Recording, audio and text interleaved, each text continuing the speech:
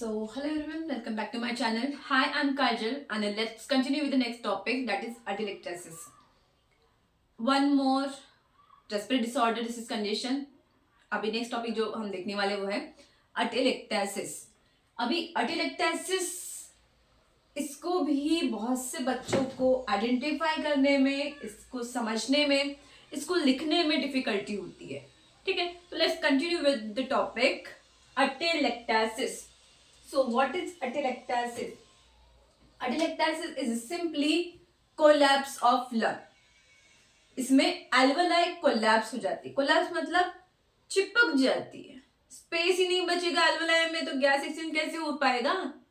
सही बात है, स्पेस ही नहीं रहेगा alveoli में तो गैस एक्सचेंज हो पाएगा क्या? नहीं. तो अटेलेक्टासिस अगर पूछा जाए एग्जाम में तो आपको बोलना है इसमें क्या हो जाता है, एल्वेलाई जो है वो कोलैप्स हो जाती है, जिसकी वजह से गैस एक्सचेंज नहीं हो पाता. ठीक है, जिसकी वजह से ऑक्सीजन लेवल बॉडी में कम हो जाता है. Okay, atelectasis is a collapse of alveoli. Alveoli collapse हो जाती है, चिपक जाती है. ठीक है, जिसकी वजह से इंपेयर गैस एक्सचेंज, जिसकी वजह से जो एयर हम इनहेल करते हैं वो एल्वेलाई में एंटर नहीं कर पाते, जिसकी वजह से गैस एक्सचेंज नहीं हो पाएगा और उसी की वजह से फिर आपका बॉडी में ऑक्सीजन लेवल डिक्रीज हो जाएगा. समझ में आया डेफिनेशन? This is अटेलेक्टासिस. अभी अटेलेक्टासिस के कुछ टाइप्स हैं, compressive atelectasis, obstructive atelectasis and constrictive atelectasis. सबसे पहले हम पढ़ेंगे compressive. Due to compression of lung space, due to compression of lung space. ठीक है, लंग स्पेस में कंप्रेशन होने की वजह से कंप्रेसिव अटेलेक्टासिस बोला गया इसे. तो ये किसकी वजह से होगा? निमोथोरैक्स, हीमोथोरैक्स, प्लूरल एफ्यूजन, ये भी पढ़ा है हमने. निमोथोरैक्स प्लूरल कैविटी में, फ्लूरल स्पेस में, फ्लूरल स्पेस भी पढ़ाया गया है, पढ़ा है मैंने प्लूरल स्पेस. प्लूरल स्पेस कौन सी है? पैराइटल प्लूरा, विसरल प्लूरा के बीच में जो लेयर है लंग्स के parietal pleura and visceral pleura के बीच में जो स्पेस है उसको बोलते हैं पैराइटल कैविटी या फिर प्लूरल स्पेस बोलते हैं. ठीक है, आप प्लूरल स्पेस ही याद रखो. ठीक है, तो प्लूरल स्पेस में या तो बोलो एयर का एक्सपेंशन हो गया, उसको क्या बोलते हैं? निमोथोरैक्स. इसके लेक्चर में पढ़ाया मैंने, वो जाके देखो. दूसरा है हीमोथोरैक्स, अगर ब्लड का एक्सपेंशन हो गया तो बोलेंगे हम हीमोथोरैक्स. अगर फ्लूइड का एक्सपेंशन हो गया सिंपली तो उसको बोलेंगे प्लूरल इफ्यूजन या फिर हाइड्रोथोरैक्स. ठीक है, अगर प्लूरल कैविटी में इन सब का एक्सपेंशन हो गया तो क्या होगा? जो एल्वेलाई है, अपनी जो एल्वेलाई है वो कॉम्प्रेस हो जाएगी.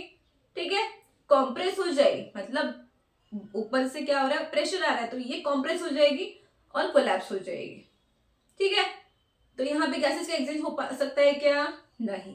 इसलिए इसको क्या बोला गया है? पहला टाइप कंप्रेसिव अटेलेक्टासिस. क्लियर है? Hemothorax, pneumothorax and pleural diffusion. ठीक है, अभी नेक्स्ट टाइप है obstructive atelectasis. This occur due to obstruction in airway. Obstructive atelectasis किसकी वजह से हो रहा है? जो एयरवे है उसमें ऑब्स्ट्रक्शन होने की वजह से. एयरवे मतलब क्या है? आपका ब्रोंका है, प्राइमरी ब्रोंक्यूल्स है, सेकेंडरी ब्रोंक्यूल्स है, जिसमें ऑब्स्ट्रक्शन हो सकता है. अभी ऑब्स्ट्रक्शन किसकी वजह से हो सकता है? वहां पे इन्फ्लामेशन हो गया. ठीक है, ब्रोंकाई में इन्फ्लामेशन हो गया, उसकी वजह से म्यूकस सिक्रेशन हो रहा है, उसकी वजह से ऑब्स्ट्रक्शन होगा. ठीक है, फॉर एग्जांपल सीओपीडी में आपने पढ़ा है क्रोनिक ऑब्स्ट्रक्टिव पल्मोनरी डिसीज. इसकी वजह से पोस्ट ऑपरेटिव प्रोसीजर, हमने कोई प्रोसीजर कर ली है जिसकी वजह से ऑब्स्ट्रक्शन हो रहा है. ठीक है, ऑब्स्ट्रक्शन होगा तो एयर एंटर कर पाएगी क्या? नहीं. एयर एंटर ही नहीं कर पाएंगे एयर, तो फिर एल्वेलाई फिर से कोलैप्स हो ही जाएंगे, क्योंकि वहां पे बलून को भी फुलाने के लिए एयर की जरूरत लगती है, वैसे ही एल्वेलाई को भी फूले रहने के लिए एयर की जरूरत रहती है. क्लियर है? Okay, then constrictive, due to lung fibrosis या फिर hardening of lung parenchyma. Lung parenchyma कौन सा है?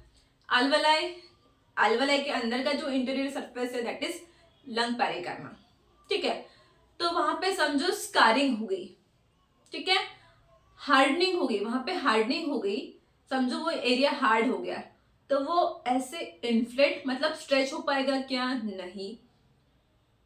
फिर कॉन्ट्रैक्ट हो पाएगा क्या? नहीं, पॉसिबल ही नहीं है, क्योंकि वो एरिया हार्ड हो चुका है, ठीक है, फाइब्रोसिस हो चुका है उस एरिया में, तो वो एरिया हार्ड हो चुका है, तो इसलिए वो मूवमेंट नहीं कर पाएगा, ठीक है।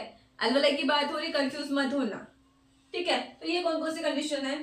इंटरस्टिशियल फाइब्रोसिस, फाइब्रोसिस फॉर्मेशन हो गया है इसकी वजह से, या फिर निमोनिया, निमोनिया में भी कंसोलिडेशन होता है, ठीक है, निमोनिया में हार्डनिंग हो जाती है जिसकी वजह से, एंड इंटरस्टिशियल फाइब्रोसिस की वजह से। तो ये तीनों टॉपिक आपके क्लियर हो गए, तीनों टाइप्स क्लियर हो गए, आई एम श्योर हो ही गए होंगे। Then moving towards the clinical manifestation. What is clinical manifestation? First of all, dyspnea. Dyspnea ये एक हॉलमार्क साइन है, ठीक है, this is a hallmark sign, ठीक है। डिस्पनिया ये आपको देखने को मिलेगा। अब्सेंट ब्रीथ साउंड, ये क्लिनिकल साइन है, क्लासिकल साइन, क्लासिकल साइन याद रखो। डिस्पनिया, अटेलेक्टासिस में डिस्पनिया हॉलमार्क साइन है, ठीक है। अब्सेंट ब्रीथ साउंड, जिस एरिया में अफेक्ट हुआ है उस एरिया में आपको ब्रीथ साउंड सुनाई नहीं देगा, ठीक है, सुना ही नहीं देगा, ठीक है। टैकिप्निया मतलब ब्रीदिंग रेट बढ़ जाएगी, ठीक है। टैकिकार्डिया, ब्रीदिंग रेट बढ़ रही, उसी के साथ ही आपके हार्ट रेट भी बढ़ जाएगी, ठीक है। रेस्टलेसनेस, बॉडी में ऑक्सीजन की कमी हो गई है जिसकी वजह से पेशेंट को रेस्टलेसनेस फील होगा, ठीक है। हाइपोक्सिया, ठीक है, हाइपोक्सिया मतलब आपका ऑक्सीजन लेवल कम हो जाएगा, ड्रॉप हो जाएगा। देन हाइपरकार्बिया, ऑक्सीजन कम हो रहा है तो कार्बन डाइऑक्साइड लेवल बढ़ जाएगा, ठीक है। तो कार्बन डाइऑक्साइड लेवल ज्यादा हो गया है, ऑक्सीजन लेवल कम हो गया है, इसका मतलब क्या? आपको साइनसिस देखने को मिलेगा। साइनसिस क्यों? साइनसिस मतलब क्या है? ग्लोइश डिस्ट्रक्शन ऑफ बॉडी, किसकी वजह से? लैक ऑफ मतलब ऑक्सीजन की कमी होने की वजह से बॉडी में आपको ब्लूइश डिस्ट्रक्शन देखने को मिलेगा। रेस्पिरेटरी एसिडोसिस, इसमें क्या होता है? मैंने बार बार बताया आपको, इसमें बताती हूँ फिर से। कार्बन डाइऑक्साइड लेवल बढ़ेगा, ऑक्सीजन लेवल कम होगा, ठीक है, तो ये देखने को मिलेगा, दैट इज रेस्पिरेटरी एसिडोसिस, ठीक है। पीएच भी साथ में कम होगा, दैट इज रेस्पिरेटरी एसिडोसिस। अभी use of accessory respiratory muscles, accessory respiratory muscles का यूज करेगा पेशेंट ब्रीदिंग करने के लिए, क्योंकि ब्रीदिंग कर नहीं पा रहा है पेशेंट। अगर ब्रीदिंग पेशेंट नहीं कर पा रहा है तो उसकी वजह से पेशेंट एफर्ट लगाएगा, सांस लेने की कोशिश करेगा, ठीक है। ये सारी चीजें मैंने इससे पहले के क्लासेस में पढ़ा चुकी हूँ, आप पहले की क्लासेस जाके देखो, वहां पे आपको सारी चीज से कॉन्सेप्ट क्लियर हो जाएगी, ठीक है। सो दिस इज, ये सभी आपके क्लिनिकल मैनिफेस्टेशन है, मतलब साइन एंड सिम्टम्स है, ठीक है। साइन एंड सिम्टम्स हमने पता कर ली। अभी डायग्नोस्टिक इवैल्यूएशन की एग्जैक्ट कॉज क्या है उसको फाइंड आउट करने के लिए क्या करेंगे? टेस्ट करेंगे। टेस्ट सबसे पहले फिजिकल एग्जामिनेशन, हमने क्या किया? Physical examination. उसके बाद में करेंगे चेस्ट एक्सरे। चेस्ट एक्सरे से हमें कंफर्मेटिव पता चलेगा कि पेशेंट को क्या हुआ है। चेस्ट एक्सरे में हमको क्या दिखेगा? क्या दिखेगा? एल्वेलाई कोलैप्स हुए, एल्वेलाई कोलैप्स हुए, आपस में चिपके हुए देखने को मिलेगा। इसका मतलब क्या है? कि वहां पे एयर ही नहीं है, एयर जा ही नहीं रही है। तो उसका कॉज क्या है? वो कॉज जो हमने पढ़ा है, ऑब्स्ट्रक्टिव है या कंप्रेसिव है या रेस्ट्रिक्टिव है, ये हमको पता चलेगा इससे। देन ब्लड गैस एनालिसिस, इसमें हमें क्या पता चलेगा? ऑक्सीजन कितना है, कार्बन डाइऑक्साइड कितना है, पीएच क्या है, बाइकार्बोनेट क्या है, ये पता चलेगा। उसके बाद में मेडिकल मैनेजमेंट, मेडिकल मैनेजमेंट में बेस्ड ऑन एटियोलॉजी, एटियोलॉजी के बेसिस पे, जैसे मैंने पढ़ा है टाइप में, कंप्रेसिव, ऑब्स्ट्रक्टिव, रेस्ट्रिक्टिव, तीनों टाइप से तीनों के अलग अलग मैनेजमेंट रहेंगे, ठीक है। तो बेस्ड ऑन एटियोलॉजी आपको क्या करना है, मेडिकल मैनेजमेंट पेशेंट को प्रोवाइड करना है। सबसे पहले पेशेंट को क्या देंगे, Fowler position, upright position, sitting position देंगे, पेशेंट को सीधा बिठाएंगे, ठीक है। उसके बाद में पेशेंट को ब्रोंकोडायलेटर, ब्रोंकोडायलेटर मतलब जो ब्रोंकाई है, ब्रोंकाई में इन्फ्लेमेशन हुआ होगा ऑब्स्ट्रक्टिव में, जिसकी वजह से सिक्रेशन भी हुआ होगा, जिसकी वजह से ऑब्स्ट्रक्शन हुआ है तो पेशेंट सांस नहीं ले पा रहा है, जिसकी वजह से, इसलिए सबसे पहले क्या करेंगे, ब्रोंकोडायलेटर देंगे जिससे कि जो ब्रोंका से वो डायलेट हो जाए। दूसरा कॉर्टिकोस्टेरॉइड, जो इन्फ्लेमेशन हुआ है, जो एडिमा हुआ है उसको ट्रीट करने के लिए, मतलब सूजन कम हो जाएगी अभी। उसके बाद में एंटीबायोटिक, ठीक है, इन्फेक्शन की वजह से हुआ है तो हम क्या देंगे, एंटीबायोटिक। देन स्पायरोमेट्री, स्पायरोमेट्री का काम क्या है, स्पायरोमेट्री से क्या होगा, क्या होगा, लंग कैपेसिटी पता चलेगी,